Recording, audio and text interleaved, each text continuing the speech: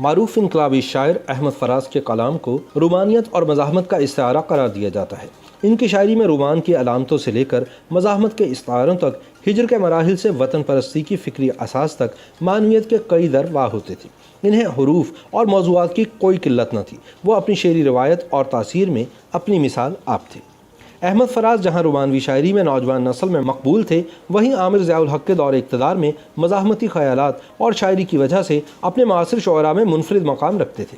احمد فراز چند خوش قسمت ترین شعراء میں سے ایک ہیں جنہوں نے اپنی مقبولیت زندگی میں ہی دیکھ لی۔ شبلی فراز کے والد احمد فراز کا اصل نام سید احمد شاہ تھا اور وہ آغا محمد شاہبر کوہاٹی کے ہاں 14 جنوری سن 1931 میں پیدا ہوئے۔ ان کے والد اردو اور فارسی کے روایت پسند شاعر تھے، لہذا شاعری انہیں ورثے میں ملی۔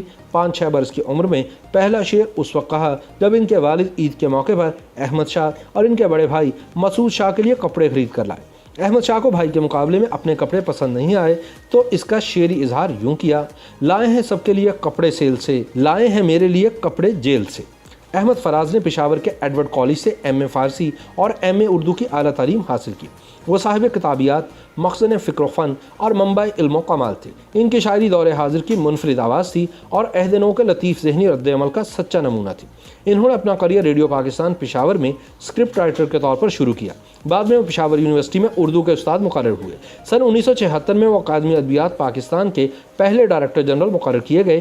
بعد ازاں انہیں نیشنل بک فاؤنڈیشن کا ایم ڈی بنا دیا گیا۔ احمد فراز کی شاعری میں صدیوں کے تلاطم کا شعور بھی ہے اور عہد ناپرساں کی تلخیوں کا ادراک بھی۔ فراز کی فکر رسا لمحہ موجود سے سراغ پاتی ہے اور اندیکھے مناظر کی رخ کشید کرتی ہے۔ ان کی غزلیں تغزل سے بھرپور نادر مضامین اور خیالات کا مرقع ہے۔ آج بھی مہدی حسن اور نور جہاں کی آواز میں احمد فراز کا تخلیق کردہ کلام ہماری سماعتوں میں رس گھولتا ہے۔ احمد فراز کے کلام میں رومانوی رنگ غالب ہے، تاہم ان کی غزل میں نو کلاسیکی رنگ نمایاں ہے۔ انہوں نے مزاحمتی شاعری میں بھی ایک مقام پیدا کیا ہے۔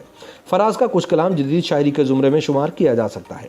فیض احمد فیض کے برعکس ان کی شاعری مغربی زبانوں کی شاعری کی بجائے اردو اور فارسی کی خوشبو سے آراستہ ہے۔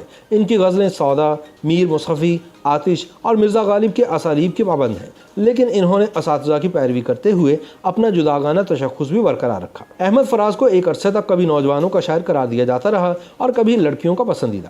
ان کی شاعری پڑھ کر اندازہ ہوتا ہے کہ ان کی تمام عمر محبتوں میں گزری ہے۔ تنہا تنہا سے لے کر جانا جانا تک محبت کے ٹوٹتے اور شروع ہوتے سلسلے نظر آتے ہیں۔ وہ اپنی رومان پرست طبیعت کے بارے میں کہتے ہیں: میں مانتا ہوں رومانس میری شخصیت کا ایک حصہ ہے اور میری شاعری میں اس کا غلبہ ہے، لیکن زیادہ موضوعات ہیں کہاں؟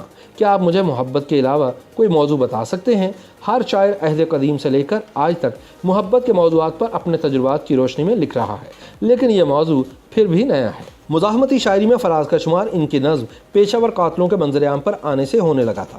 یہ نظم آزادانہ دستیاب نہ تھی۔ پیشہ ور قاتلوں نظم میں فراز لکھتے ہیں: تم نے دیکھے ہیں جمہور کے قافلے، ان کے ہاتھوں میں پرچم بغاوت کے ہیں، بیڑیوں کی جمی خون کی پپڑیاں کہہ رہی ہیں منظر قیامت کے ہیں، کل تمہارے لیے پیار سینوں میں تھا، اب جو شعلے ہیں وہ نفرت کے ہیں۔ ضیاء الحق کے دور میں فراز کی سرکشی اور مزاحمت عروج پر تھی۔ عامریت کے زمانے میں ان کی نظم محاصرہ عصر حاضر کا ترانہ بن گئی۔ مزاحمتی ادب کی تاریخ میں یہ نظم ایک امتیازی حیثیت کی حامل رہے گی۔ ضیاء الحق کے دور میں ہی انہوں نے خود ساختہ جلاوطنی اختیار کی، لندن کی سڑکوں پر وطن کے گلی کوچے یاد کرتے رہے۔ پرویز مشرف کے دور میں ملنے والے سرکاری اعزاز ہلال امتیاز کو بھی واپس کر دیا۔ احمد فراز نے حق بات کہنے میں کبھی پسپائی اختیار نہ کی۔ انہیں ملنے والے دیگر اعزازات میں آدم جی ادبی انعام، کمال فن ایوارڈ اور ستارہ امتیاز شامل ہیں۔ جامعہ کراچی نے انہیں پی ایچ ڈی کے اعزازی سند بھی عطا کی تھی۔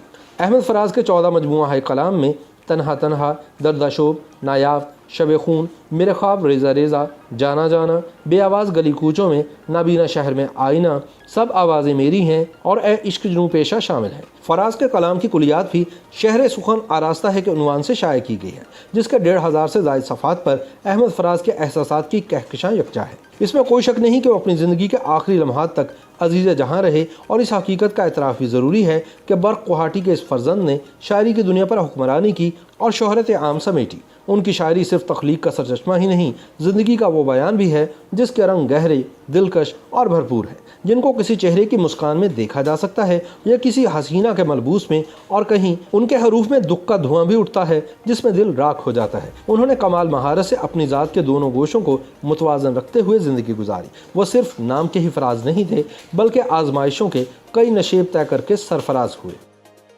YouTube पर गूगली न्यूज देखने के लिए youtube.com की सर्च बार में गूगली न्यूज टीवी टाइप करें। गूगली न्यूज के पेज पर सुर्ख रंग के सब्सक्रिप्शन वाले बटन पर क्लिक करना ना भूलिए। YouTube पेज पर अपलोड होने वाली वीडियो से बाखबर रहने के लिए बेल आइकन पर क्लिक कीजिए। आपको हर नई वीडियो के बारे में नोटिफिकेशन मौसूल हो जाएगा।